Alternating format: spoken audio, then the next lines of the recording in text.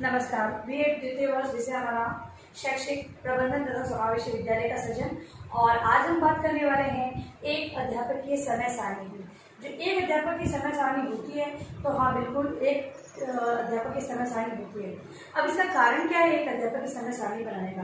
तो कारण ये है कि सरकार द्वारा 6 से 14 वर्ष के बालकों को निःशुल्क और आने वाली शिक्षा देने का प्रावधान किया गया है। अब इस लक्ष्य की प्राप्ति हेतु सरकार ने बहुत सारे नियम बनाए हैं, जिसके आधार पर हम देखते हैं कि कोई भी बालक है अपने घर से ज़्यादा दूरी पर विद्यालय अगर होता है तो वो विद्यालय नहीं जाता और शिक्षा की मुख्य धारा से अलग हो जाता है। तो इस बात का भी ध्यान रखते हुए सरकार ने जगह जगह पर विद्यालय खोल दिए हैं। मतलब कि विद्यार्थियों के जहाँ पर जितनी पॉपुलेशन है उसके आधार पर विद्यालय खोले गए हैं। कुछ विद्यालय ढानियों में होते हैं, वहाँ पर बच्चे बहुत ही कम बच्चे आते हैं और सरकार ने ये भी कहा है कि 40 बालकों पर विद्यार्थियों पर एक शिक्षक नियुक्त किया जाएगा। अब अवस्थाएं ऐसी है कि जो प्राथमिक विद्यालय खोले गए हैं वहाँ पर विद्यार्थियों की संख्या 30-35 होती है और वहाँ पर एक ही शिक्षक को नियुक्त किया जाता है। कक्षा 5 होगी, जैसे कि मैंने एक टाइम टेबल बनाया है, अभी मैंने ये कॉलम बनाए हैं, इसके आधार पर मैंने कक्षा 1, 2, 3, 4 और 5 कक्षाएं ली है। अब यहाँ पर अध्यापक एक ही होगा। मुझे एक अध्यापक को ध्यान में रखते हुए इस समय सारणी का निर्माण करना है। अब अगर अध्यापक एक है तो दिखती बात है, अगर पहले कालांश में अध्यापक यहाँ है तो बाकी सारी जो कक्षाएं हैं वो क्या होगी, वो सारी कक्षाएं रिक्त होगी पहले कालांश में। वहां पर मॉनिटर द्वारा शिक्षण कार्य करवाया जाएगा।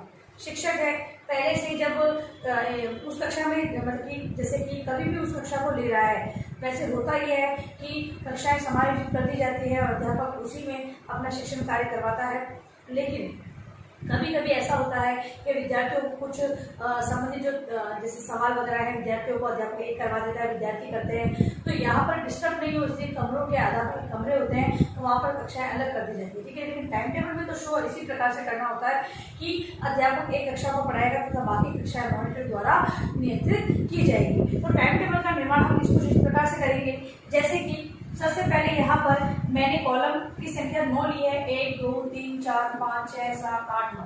ठीक है, इस प्रकार से जो ये कॉलम है वो 1, 2, 3, 4, 5, 6 इस प्रकार से हम लोग खींचेंगे। उसके बाद समय है वो यहाँ पर लिखा जाएगा तथा जो कक्षाएं मैंने इस प्रकार से लिख दी है वो इस प्रकार से आएगी। अब मैं सबसे पहले समय को लिखती हूँ।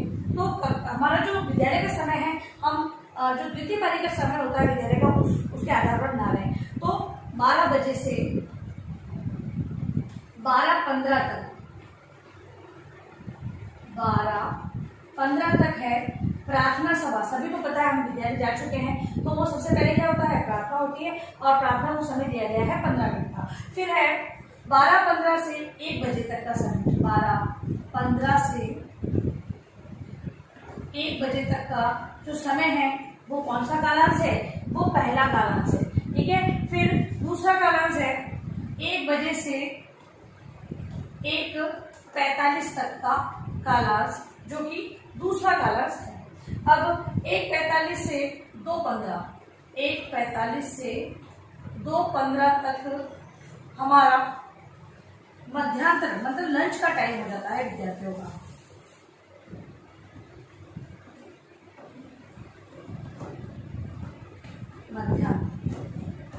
इस प्रकार। ठीक है, इसके बाद की जो कक्षा है 2:15 से 3 बजे 2:15 से 3 बजे तक। उसके बाद 3 बजे से 3:45 तक तथा 3:45 से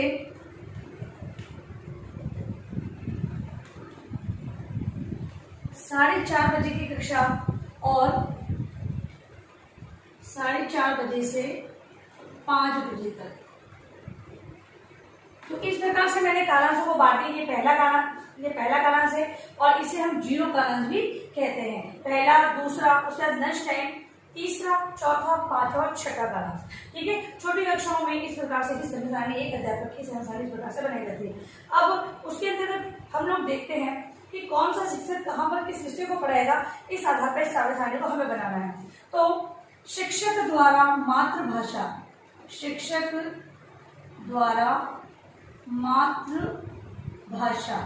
देखिए ध्यानपूर्वक देखेंगे पहली कक्षा में शिक्षक है, ठीक है, पहला कालांश यही, सब जगह पहला कालांश लगेगा, तो यहाँ पर क्या होगा, मॉनिटर द्वारा, सब जगह मॉनिटर द्वारा, यहाँ पर भी मॉनिटर द्वारा,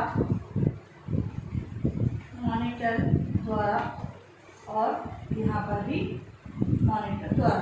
अब मॉनिटर द्वारा जैसे कि दोनों पक्ष, यहाँ पे मातृभाषा शिक्षक है, यहाँ पे भी मातृभाषा का शिक्षण कार्य हो रहा है, लेकिन कौन कर रहा है, मॉनिटर द्वारा। यहाँ पर शिक्षक है, लेकिन हम लोग देखते हैं अरेंजमेंट किया जाता है समायोजित के पहली और दूसरी कक्षा हमेशा साथ में बैठती है, ऐसी स्थिति में तो दोनों को अध्यापक ही पढ़ाता है, लेकिन लिखा क्या जाएगा, मॉनिटर द्वारा शिक्षण लिखा जाएगा।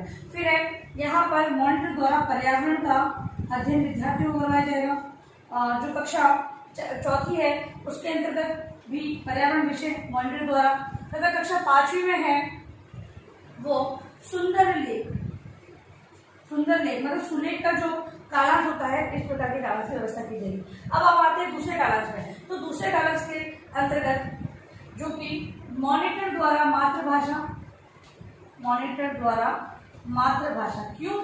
क्योंकि पहले कालांश में यहाँ पर शिक्षक था, शिक्षक ने कार्य दे दिया है, और मॉनिटर बच्चों को नियंत्रित करते हुए और मातृभाषा का पुनः शिक्षण उन्हें करवाते हैं।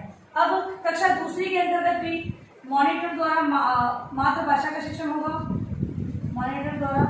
इसके अलावा जो कक्षा तीसरी है यहाँ पर सुंदर लेख मतलब सुलेख की कक्षा होगी, सुंदर लेख, और जो कि कौन करेगा, वो मॉनिटर द्वारा ही होगा, मॉनिटर द्वारा। और यहाँ पर भी मॉनिटर द्वारा, और यहाँ पर होगा गणित पढ़ाई जाएगी, जो कि शिक्षक द्वारा पढ़ाई जाएगी। देखिए शिक्षक कहाँ, कौन सी कक्षा में, 5वीं कक्षा में, पहले कालांश में पहली कक्षा में था, ठीक है, शिक्षक एक ही है, शिक्षक का पूरा ध्यान रखना है। अब अगला जो कालांश है उसके अंतर्गत मॉनिटर द्वारा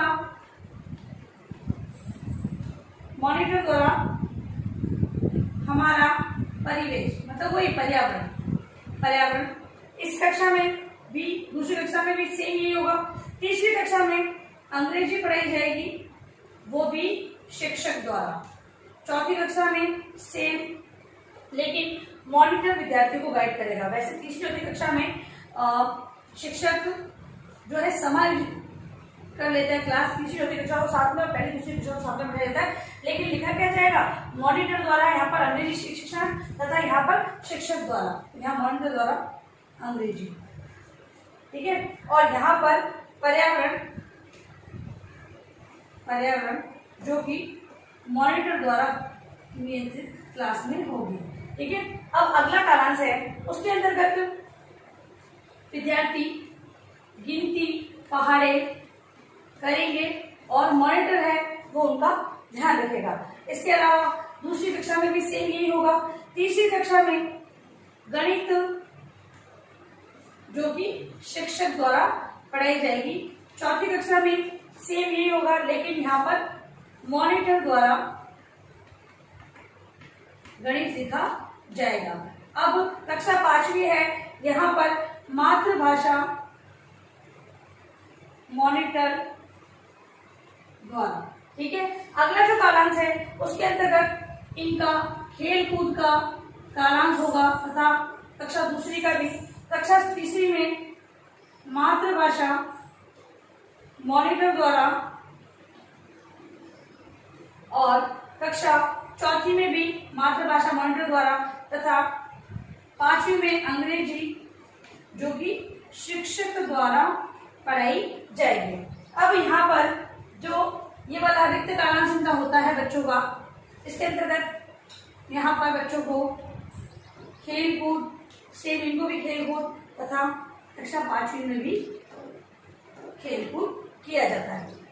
तो इस प्रकार से जो ये कालांश है इनमें अध्यापक द्वारा इस प्रकार शिक्षण कार्य विद्यार्थियों को करवाया जाता है, और कहीं कहीं पर मॉनिटर द्वारा जो अध्यापक द्वारा जो कार्य दिया होता है, मॉनिटर है उसकी देख रेख में विद्यार्थी काम करते हैं। तो एक अध्यापक की सारणी में हम लोग देखते हैं कि देखो यहाँ पर जो पहले कालांश में शिक्षक यहाँ था, दूसरे कालांश में शिक्षक 5वीं कक्षा में, तीसरे कालांश में जो शिक्षक है वो तीसरी कक्षा में, चौथे में तीसरी कक्षा में तथा पांचवें कालांश में वो कहाँ था, अंग्रेजी पढ़ा रहा था 5वीं कक्षा के अंतर्गत। ठीक है, तो इस प्रकार से शिक्षण का जो पूरा कार्य है वो चलता है। तथा खेलकूद का जो कार्य होता है शिक्षक की देखरेख में होता है, तथा शिक्षक है उस समय विद्यार्थी जब खेलकूद करते हैं तब उस समय वो अपने अतिरिक्त जो कार्य होते हैं जिसमें पोषाहार संबंधी कार्य है और भी बहुत सारे कार्य है, विद्यालय जो समितियां बनती है उसकी उनका जो डेटा है वो लिखित जो कार्य होता है उसका कार्य करना, इस पर संबंधित जो सारे कार्य देखकर इस प्रकार एक अध्यापक की समय सारणी का निर्माण करवाया जाता है। आपके परीक्षा में भी एक अध्यापक की समय सारणी आती है, तो इस प्रकार से आपको बनानी होगी। अब देखिए गृह कार्य प्रश्न आपको।